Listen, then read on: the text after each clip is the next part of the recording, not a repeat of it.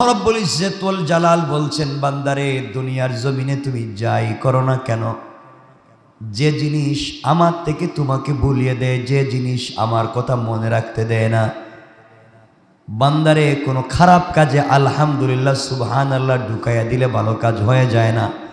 একজন জিনা করে যদি বলে আলহামদুলিল্লাহ, এটা কি হালাল হয়ে গেল নাকি? কথা বলেন না কেন? একজন মদের বোতল হাতে নিয়ে যদি বলে শুকরিয়া, খুব ভালো জিনিস, ইমান কি থাকবে নাকি? ইমানই থাকবে না, ইমান চলে যাবে। সুতরাং খারাপ কাজের আগে পিছিয়ে আলহামদুলিল্লাহ মাশাআল্লাহ লাগাইয়া দিলে এটা ইসলামিস্ট হয়ে যায় না, এটা ইসলামিস্ট হবে না। মনে রাখবেন, আমার পা মাথার চুল থেকে পায়ের পাতা পর্যন্ত সকল জায়গায় কেবলমাত্র আল্লাহর তাওহীদ এবং রাসূলের রিসালাত লাগবে।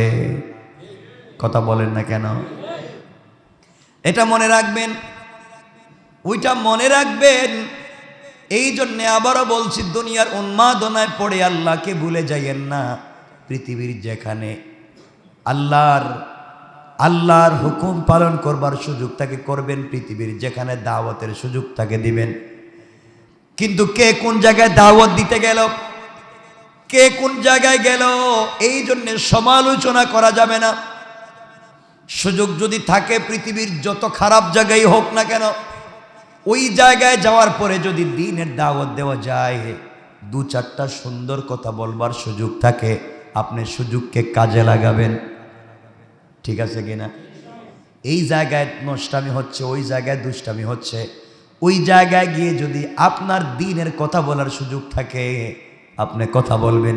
পৃথিবীর বড় বড় দায়ীরা এই কাজগুলা করে যাচ্ছেন। সুতরাং আমরা তো দ্বীনের দাওয়াত দিই না, উল্টা দ্বীনের দাওয়াত বন্ধ করে দিয়া আমরা হারাম কাজ চালিয়ে যাই। এই জন্যে আমরা সকল জায়গায় ফোকাস করব ইসলামের মূল চরিত্রকে। আল্লাহ রব্বুল ইজ্জত ওয়াল জালাল বলছেন, বান্দারে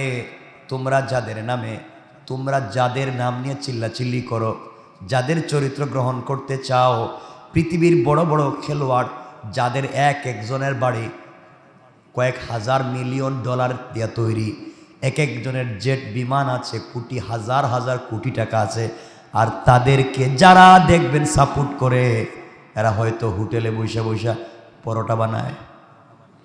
কথা কন, কি বানাইতেছে? পরোটা বানাইতেছে, মাটি কাজ করতেছে, রিক্সা চালাইতেছে, ভ্যান চালাইতেছে, সাপোর্ট করতেছে।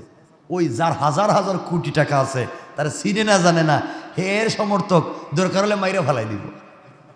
ঠিক আছে কিনা? দুনিয়াটা কেমনে উল্টে গেল! এগুলা সব বাদ দাও। সমর্থন যদি করা লাগে, সাপোর্ট যদি করা লাগে, একমাত্র আল্লাহর রসুলকে করা যায়। ঠিক কিনা বলেন? একমাত্র আল্লাহর রসুলকে করা যায়, একমাত্র তার আদর্শ গ্রহণ করা যায়। এখন দেখা যায় মাঝে মাঝে কিছু ছেলেদের চুলের কাটিং বড় মারাত্মক হয়ে গেছে। অবস্থা এমন হইল, মারাত্মক চুলের কাটিং, পুরা মাথা খালি। ওই দেখেন আমাদের এখানে একজন নামাজে, আমি ওই দিন জোহরে নামাজ পড়তেছি, ওই যে নিচে ওই পিছনে, এই যে আমার আগে একজন নামাজ পড়তেছে, আমি মনে করলাম ওর মাথা, আমি মনে করছি জিজ্ঞাসা, ভাই উমরায় কি গেছিলেন আপনি? মানে আমার মনে হচ্ছে তাসবিও হাতে আছে, দেখলাম এই যে নামাজ পড়তে তসবি পড়তেছে। আমি জিজ্ঞেসি, তসবি সুন্দর একটা টুপিও আছে, চুল টুল মাথায় নাই। আমি জিজ্ঞেলাম, ভাই উমরায় গেছিলেন নাকি আপনি? টুপি কুলার পরে দেখি না, চুল তো এদিকে নাই, মধ্যখানে ঠিকই আছে, শুধু সাইডে নাই, মধ্যখানটা ঠিকই আর লম্বা। তো আমি আস্তে করে চলে গেলাম। তো এই যে কন্ডিশন আমরা বিল্ড আপ করতে যাচ্ছি, আপনারা কারে ফলো করতেছেন? কি শুরু করলেন? এত কিছু করবার পরে, কবরে যাওয়ার পরে কেমনে চিন্তা করেন ফেরেশতারা আপনার আমার সাথে ভালো ব্যবহার করবে?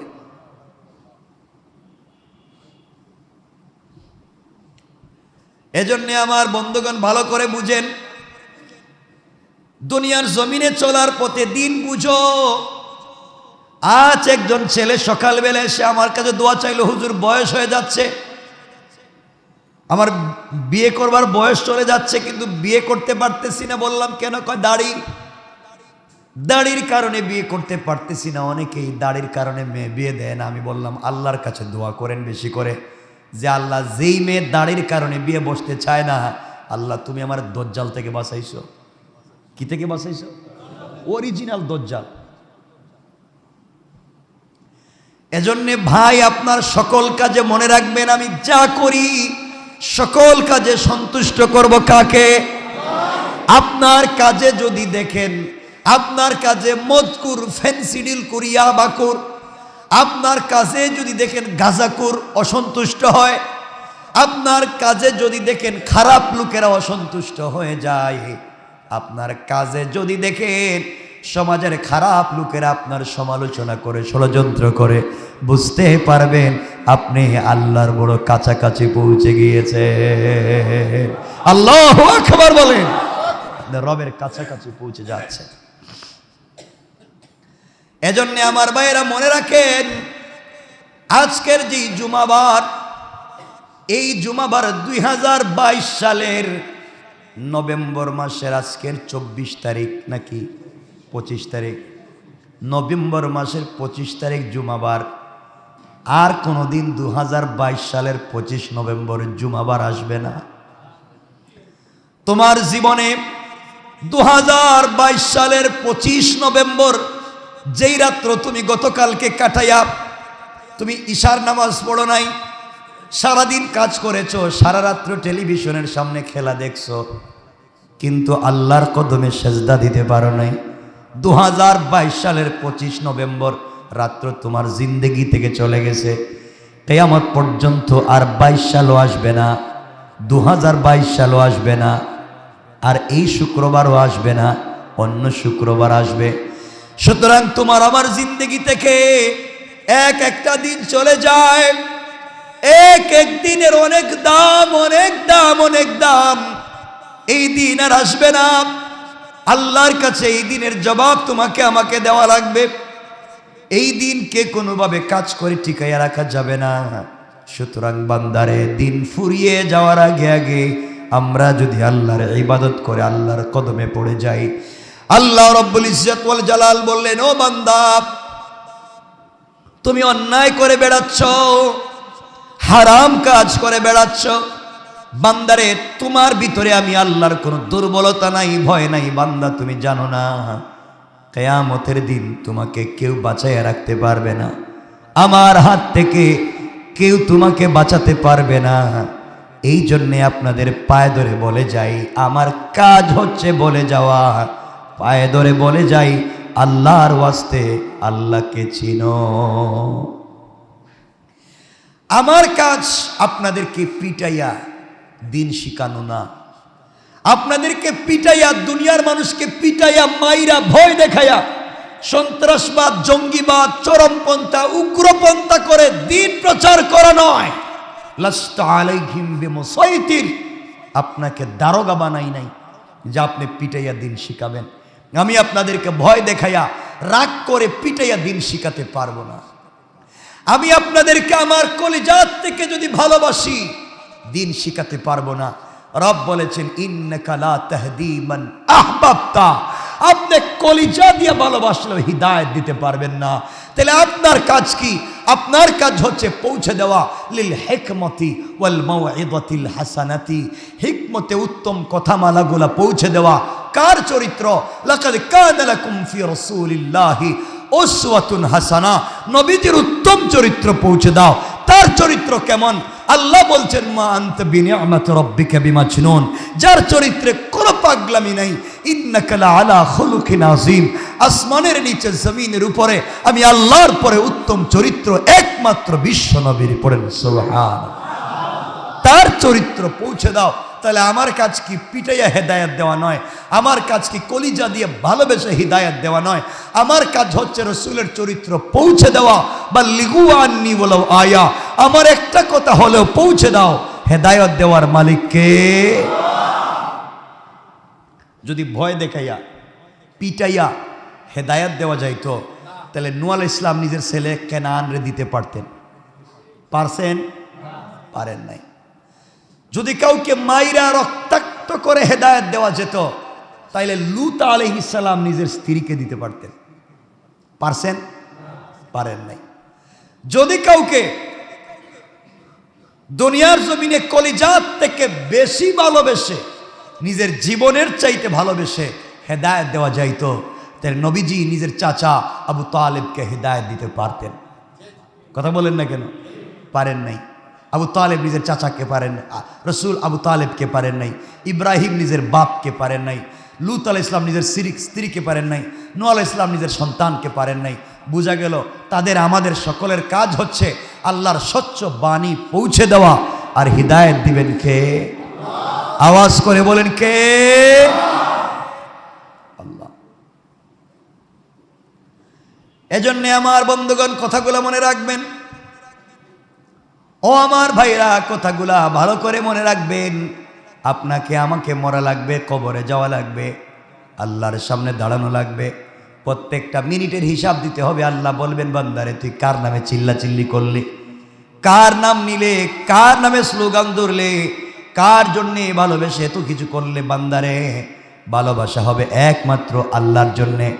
আমার বন্ধুগণ মনে রাখবেন, আল্লাহর নবী, আখেরি জামানার পয়গম্বর, সরকারে কায়নাত, দু জাহানের সরদার, নবী রহমত জনাবে মুহাম্মদ রাসূলুল্লাহ সাল্লাল্লাহু আলাইহি ওয়াসাল্লাম বসে আছেন।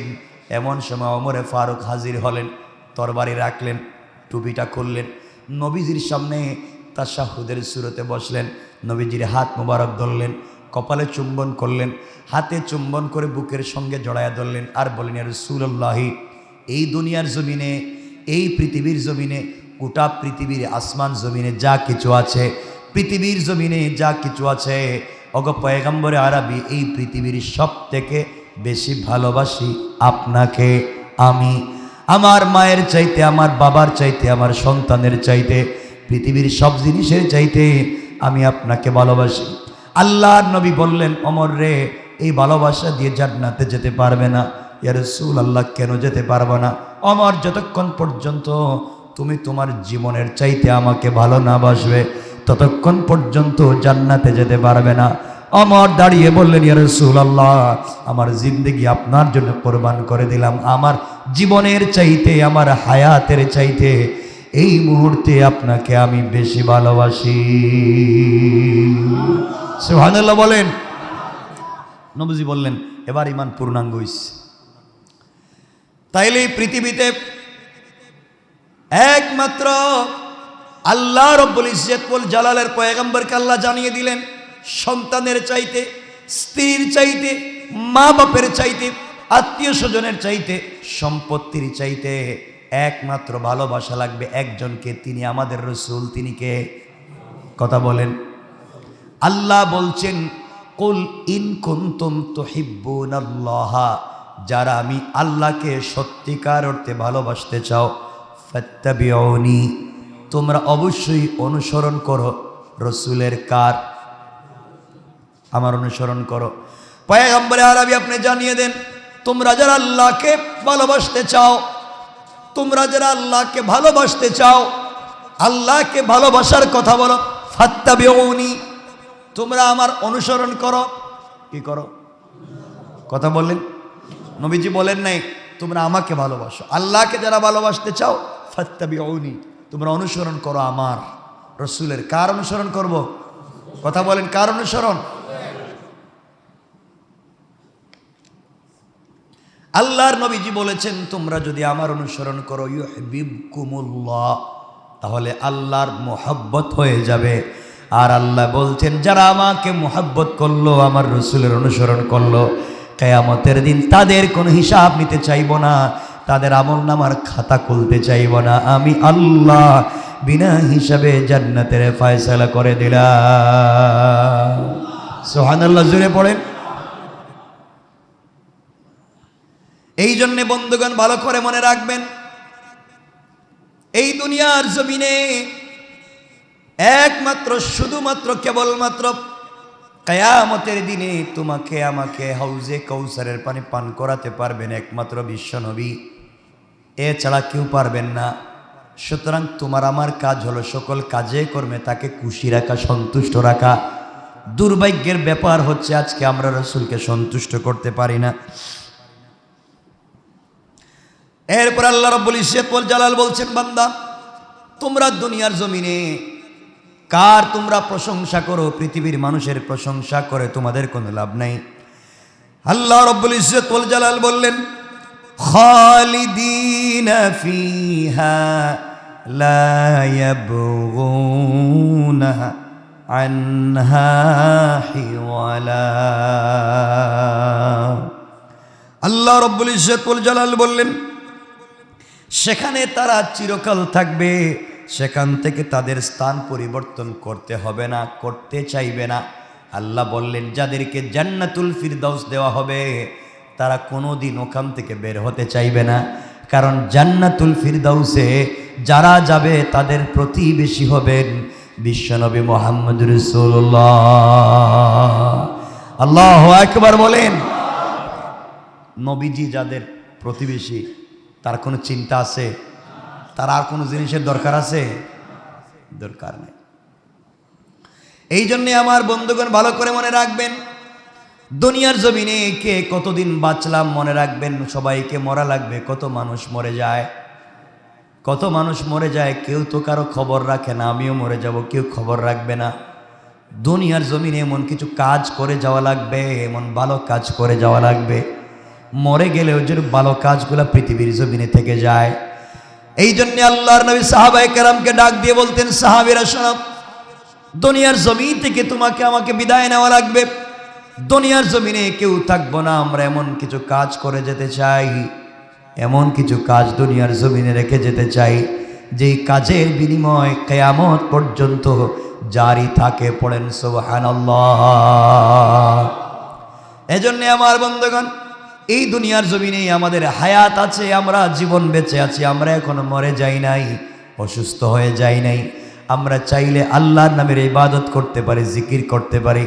সুতরাং যুবক যারা আছো, যারা মোবাইল চালাও, ইন্টারনেট চালাও, তোমাদেরকে বলছি, বাইরে রাত দিন 24 ঘন্টা ইন্টারনেটে থাকো, ফেসবুক, টুইটার, ইনস্টাগ্রামে থাকো, এগুলাই থেকে কোনো সোয়াব নাই, এগুলাতে কোনো আমল নাই, কোনো সোয়াব নাই। এগুলা বাদ দিয়া দেও, এগুলাতে কম সময় দেও, আল্লাহর নামের জিকির করো। দুনিয়ার জমিনে যতক্ষণ তুমি ইন্টারনেটে থাকো, এর 100 ভাগের 1 ভাগ যদি আল্লাহর নামের জিকির করো, হয়তো দুনিয়ার জমিনে তুমি আল্লাহর ওলি হয়ে যেতে পারো। কোন ঠিক কিনা? ঘুমাতে যাবে তাও মোবাইল চালাচ্ছে, বালিশে শুয়ে আছে তাও মোবাইল চালাইতেছে, ঘুম ভাঙছে তাও হাতে মোবাইল নিতেছে। মাথা কি ঠিক আছে? কথা কয় না। মাথা কি ঠিক আছে? মাথাই তো ঠিক নেই। ঘুমাতে যাবে তাও ফোন হাতে, ঘুম যদি ভেঙ্গে যায় আবার ফোন নিয়ে দেখে কি অবস্থা, কেউ টেলিফোন দিল কিনা, খেলা কতক্ষণ হইলো দেখি একটু। ঘুমাই গেছে, দেখতেছে খেলা কতটুকু হয়েছে। আমার বন্ধুগণ, এগুলো সব বাদ দেন। এক কথায় আপনি কি মনে করলেন, কি ভাবলেন তা বুঝতে চাই না। আমি বুঝতে চাচ্ছি, আমি বুঝাতে চাচ্ছি, আমিও মরে যাব, আপনিও মরে যাবেন। আমার কাজ হচ্ছে আমি যা জানি তা বুঝাইয়া যাওয়া, বলে যাওয়া। আমি বলে যাচ্ছি, শুধু মাথায় টুপি দিলে জান্নাতি না, লম্বা জুব্বা দাড়ি পাগড়ি লাগাইয়া দিলে জান্নাতি না। এগুলা তো যে কেউ লাগাতে পারে। শয়তানও আমাদের চাইতে বহুত লম্বা লম্বা জুব্বা পড়তে পারে। কথা বল না কেন? না পড়ে না? শয়তানও পড়তে পারে, কাজ হবে না। দুনিয়ার জমিনে শুধুমাত্র কেবলমাত্র চলার পথে যদি আল্লাহর ভালোবাসা নিতে পারেন, রসুলের অনুসরণ করতে পারেন, আল্লাহর রসুল বলেছেন, ও আমার উম্মতেরা, তোমরা যদি আমাকে ভালোবাসো, আমার আল্লাহকে ভালোবাসো, দুনিয়ার জমিনে কারো ভালোবাসা লাগবে না, কারো পিছনে ব্যর্থ চিন্তা করা লাগবে না, কারো পিছনে সময় নষ্ট করার প্রয়োজন পড়বে না। দুনিয়ার জমিনে ভালোবাসতে হবে একজনকে, তিনি কে?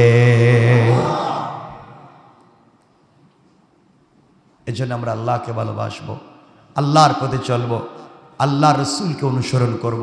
কাজে কর্মে সকল জায়গায় আমাদেরকে অসুস্থতা দেন কে? সবাই বলেন, সুস্থতা দেন কে? আমরা ইবাদত করব কার? আমরা জিকির করব কার নামে?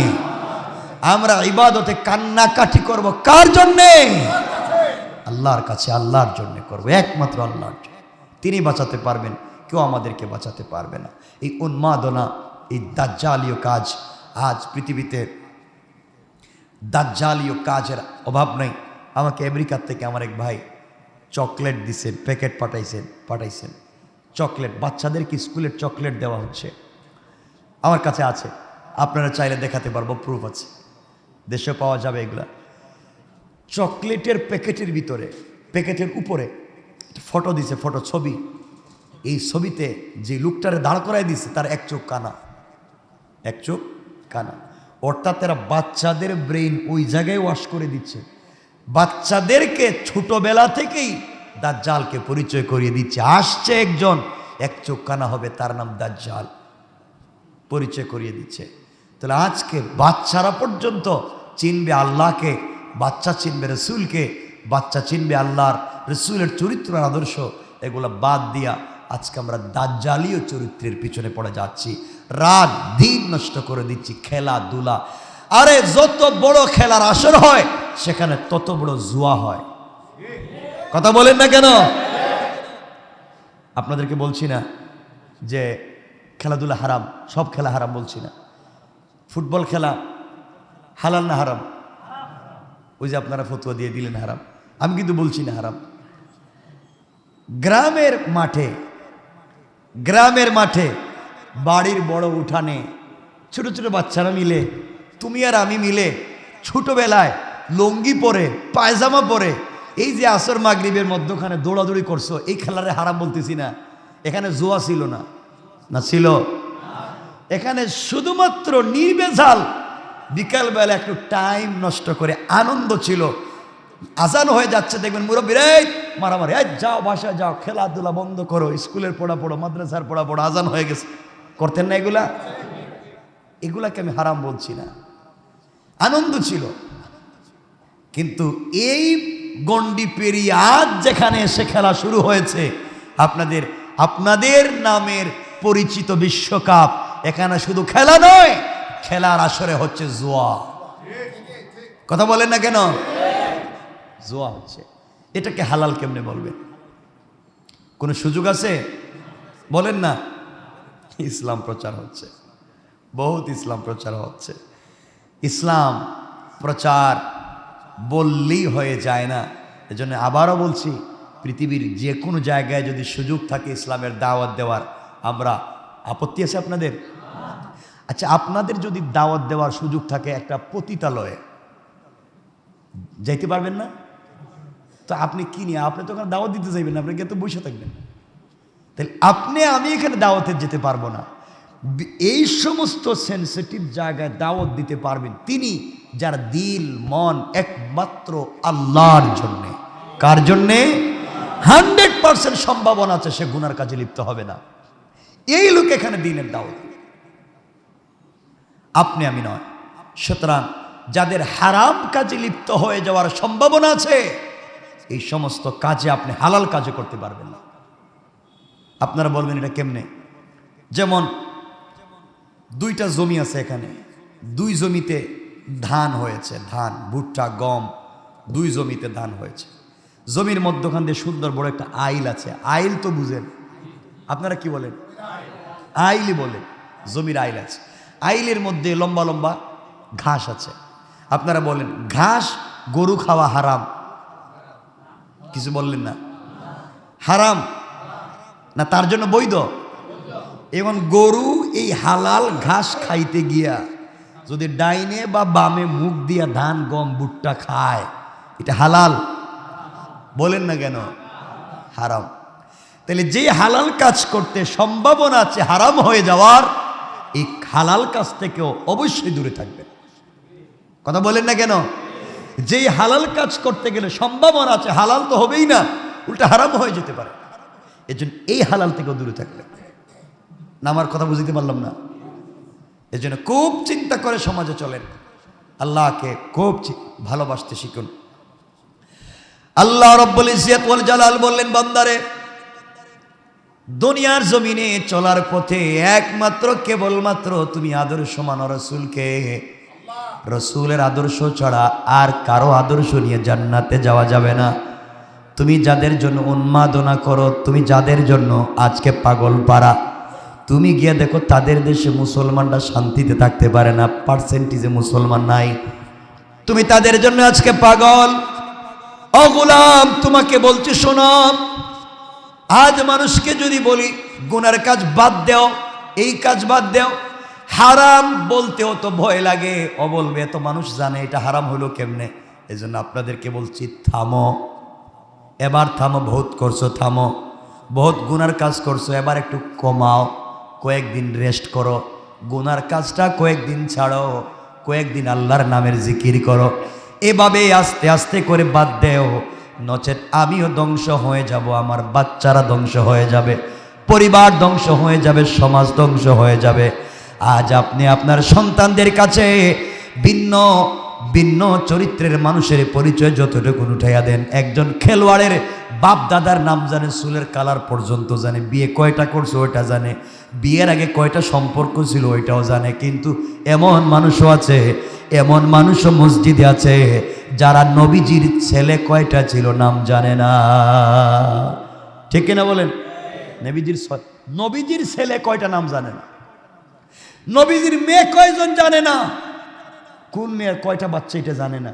শুধু ফাতেমার বাচ্চা হাসান হুসাইন, আর কারো বাচ্চা ছিল না, নামই তো বলতে পারবেন না।